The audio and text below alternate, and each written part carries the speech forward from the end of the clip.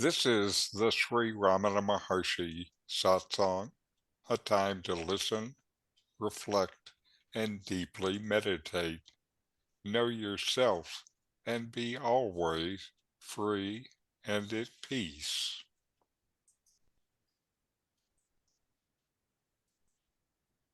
Welcome. I'm Richard Clarke, hosting this satsang. I'm not a teacher or a guru, just someone who loves this teaching and wants to share it with like minded people. I'm reviewing and commenting on the book Talks with Sri Ramana Maharshi, and today is talk number 60. Let me go to it.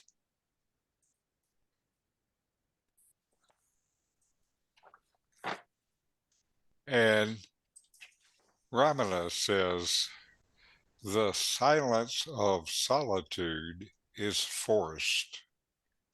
Restrained speech in society amounts to silence, for the man then controls his speech.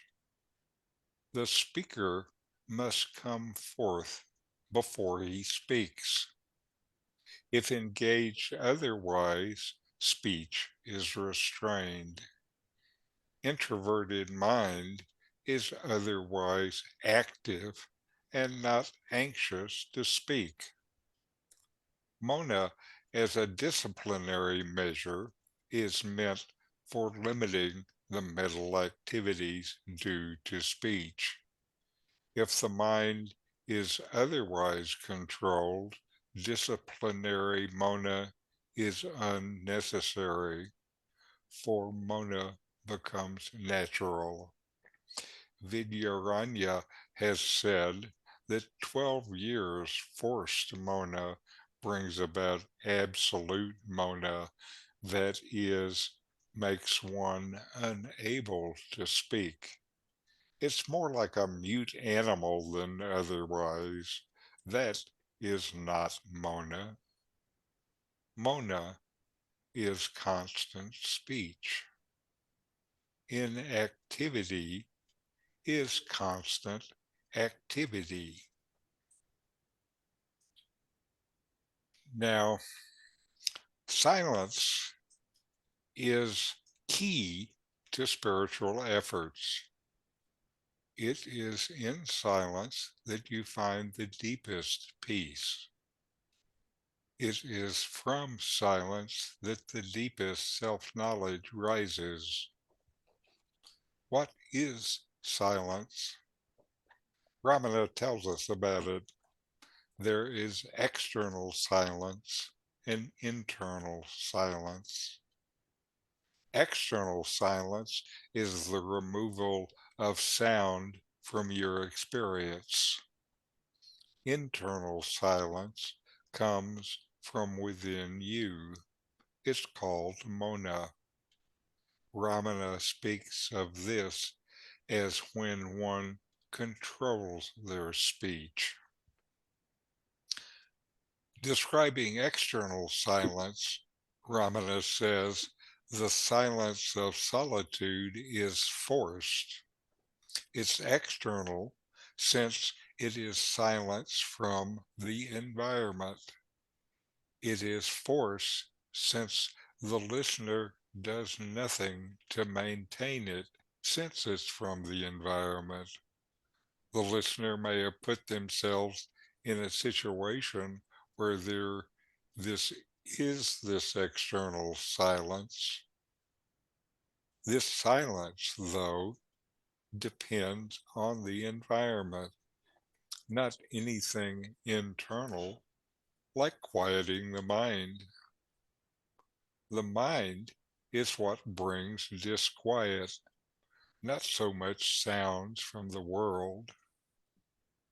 Deepest internal silence is when there is nothing that needs to be expressed, because there really is no one left to express anything. Deepest silence comes when the ego is silent. Discussing internal silence, Ramana talks about restrained speech in society. He says that before there is speech, there's a speaker, and the speaker is the source. If there is speech, then there's someone to speak. Who is this? Is it the ego I, or is it the self? This is important to understand.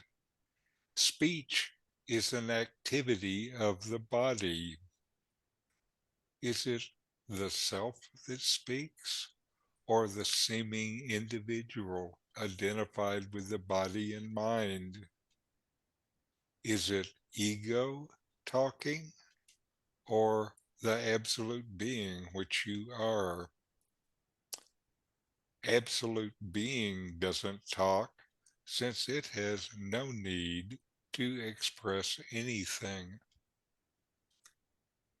The primary Hindu example of this internal silence is Dakshinamurti, the ancient original guru. He taught only in silence.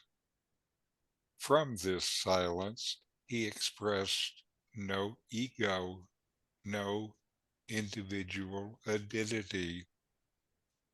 His followers learned from this silence, and they learned that self-realization is not some kind of mental achievement that can be thought about. The mind cannot penetrate this silence, so it is left behind. Self-realization is something known when the mind is still, known by virtue of being it, existing as it, not known through cognitive understanding. Those seeking silence start with external silence, placing themselves in situations with reduced sound. The hope is that this reduction in external sound will result in a quiet mind. Sometimes it does, but often it seems that the mental noise increases when there's nothing else in your attention of the environment for distraction. Maybe the mind is more active, or maybe you just notice it more. When the silence is from within yourself, then external noise doesn't matter. When silence is from within yourself, the mind quiets. And as mind quiets, ego diminishes until finally there is total silence and no ego remaining. This is what Dakshinamurti showed his disciples. This is natural silence, mona, the silence that comes when there is no ego to express anything. Silence is where no ego arises. This Ramana has told us.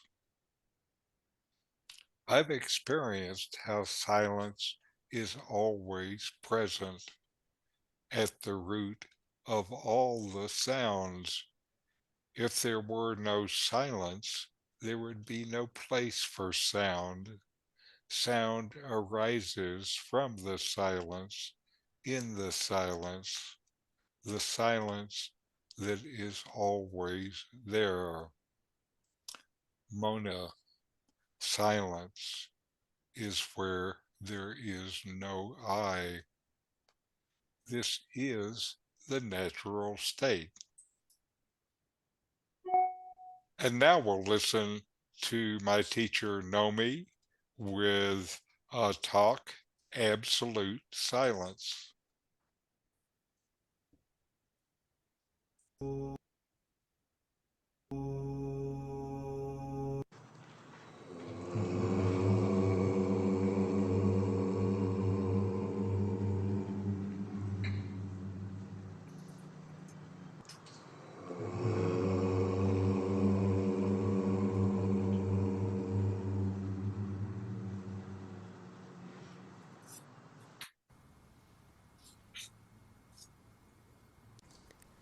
In a verse, the Maharshi has explained that when even in ancient times Dakshinamurti could reveal the truth only in eloquent silence, who else could convey it by speech?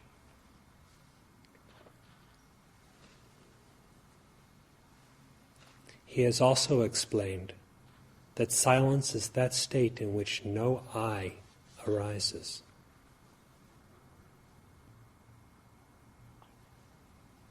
The reality of your being, which is formless and eternal, reveals itself to itself when there arises no I, that is, no falsely assumed individuality or ego.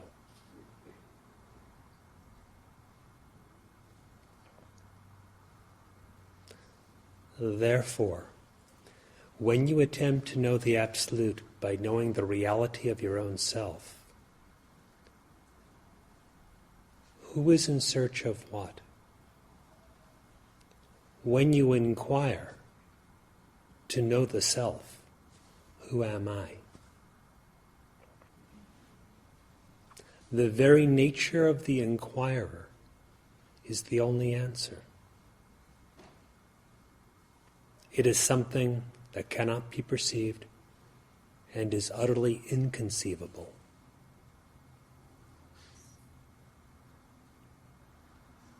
If you know yourself, then you abide in that as that which is perfect peace and also perfect happiness.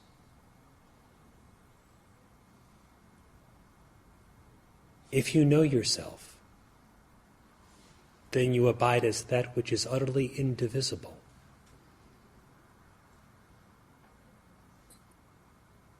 That which is unborn and also undying.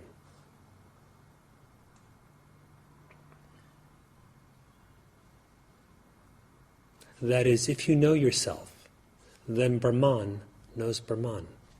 The Absolute knows the vast Absolute. There is no second one involved. As the Maharshi points out, there is no one to say, I have realized the self or I have not realized the self. Both statements are absurd. Why does he say they are absurd? Inquire into your own nature, and the reason will become self-evident. There are not two of you. This everyone knows. Everyone's existence feels singular. I. Perceptions may be multiple, as well as unreal. Your thoughts may be multiple, as well as unreal. Your existence is singular. So singular is it that you cannot stand apart from it, to either know it or be ignorant of it.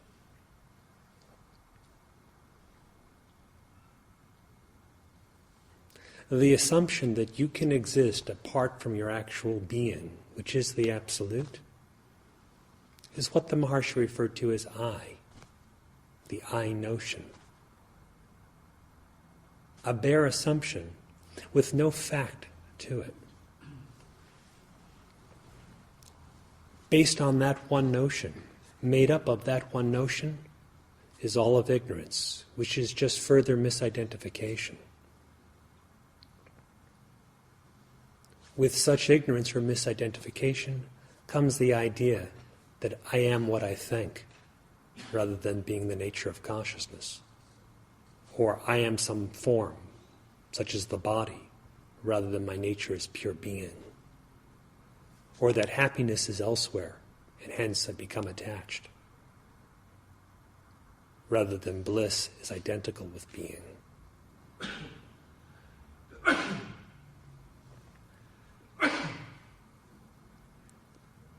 To do away with all the imagined bondage, to uproot the very cause of suffering, you only have to know yourself.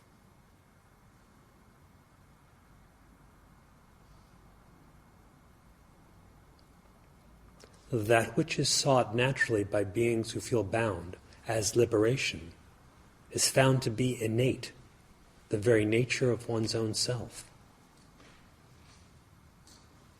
And all you need to do is inquire deeply within yourself, who am I, to verify this in your own experience.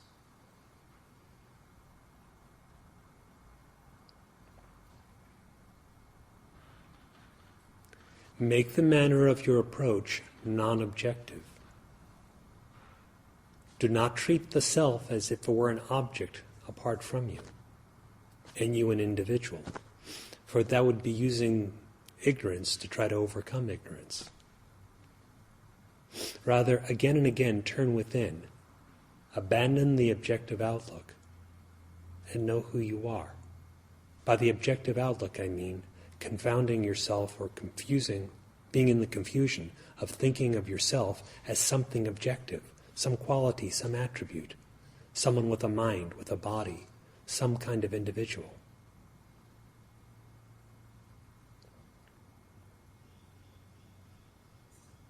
Then that which is unborn, for which there is no creation, reveals itself as itself, and that is yourself. For that, all is perfect, always.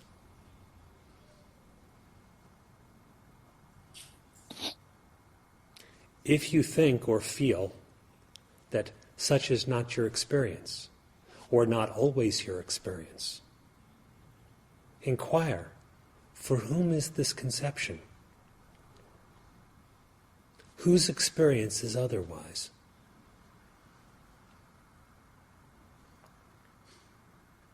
Who is it that stands apart from God and pretends to be something separate, independently acting and existing?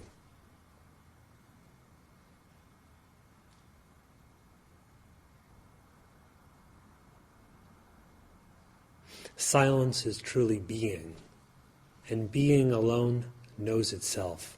There is no other to do so.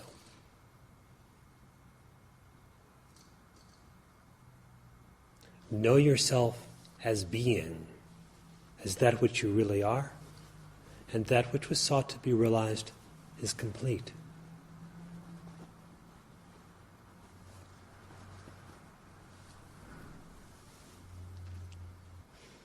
A verse that is usually included as preliminary to Shankara's Dakshinamurti Ashtakam begins with the words Mauna Vakyam Prakatita Parabrahman Tattvam, revealing the supreme truth, or the truth of the supreme Brahman, showing that by silent speech, silent instruction is the meaning. How can you comprehend silence where I is not, but the I still is, as the real self? Right there, silence comprehends itself timelessly.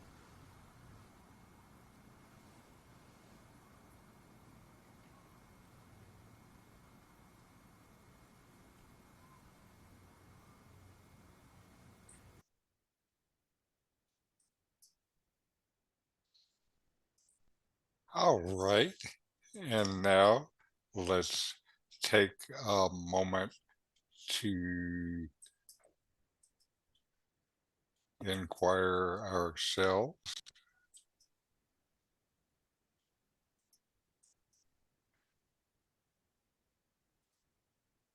Notice that you exist, and you know that you exist. Now inquire, investigate within yourself. Listen. Can you hear the silence?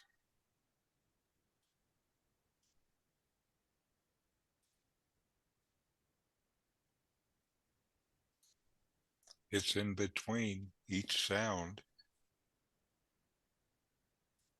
It is under, beneath each sound.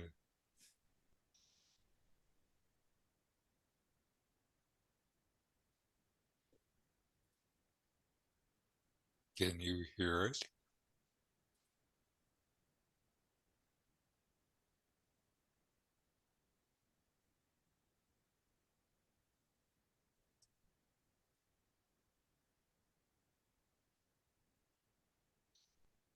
You are this silence.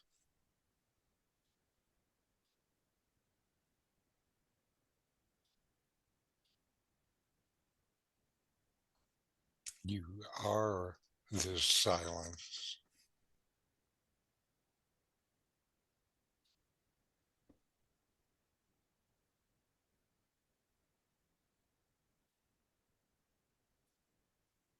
Can you feel it?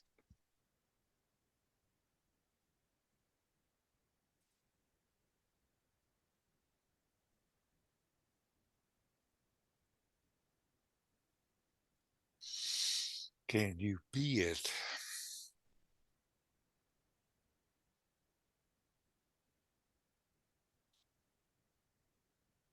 How could you be anything else besides this silence?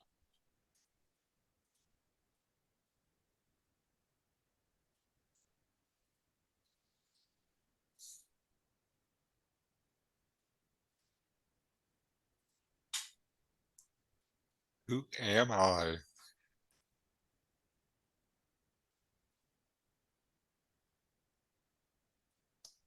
What is the nature of my existence?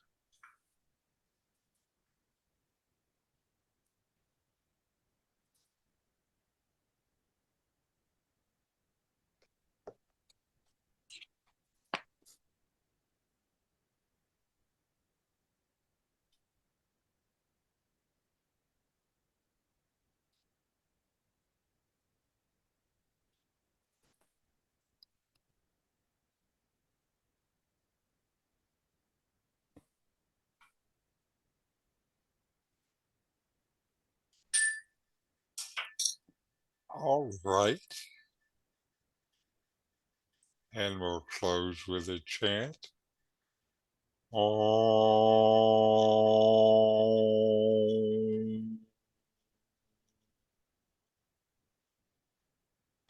Shanti, Shanti, Shanti. Om. Peace, peace, peace.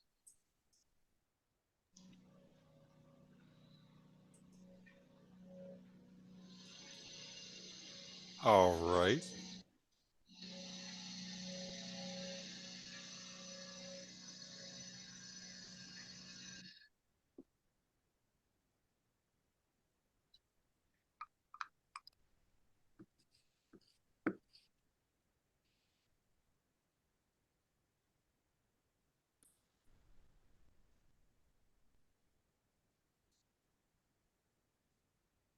So enjoy the silence.